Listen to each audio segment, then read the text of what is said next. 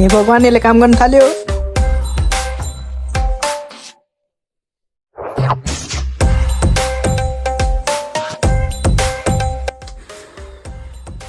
अन्त के हो त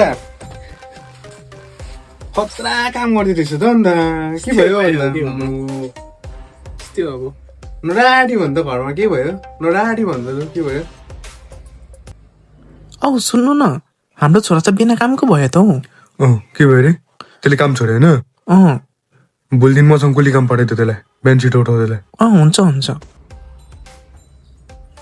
अच्छा, राम्रो छ अब म पनि गरिदिन्छु होइन घरमा गएर अब घर यही हो राम्रो। म पनि गरिदिन्छु फेरि भयो त सुन्नु साथी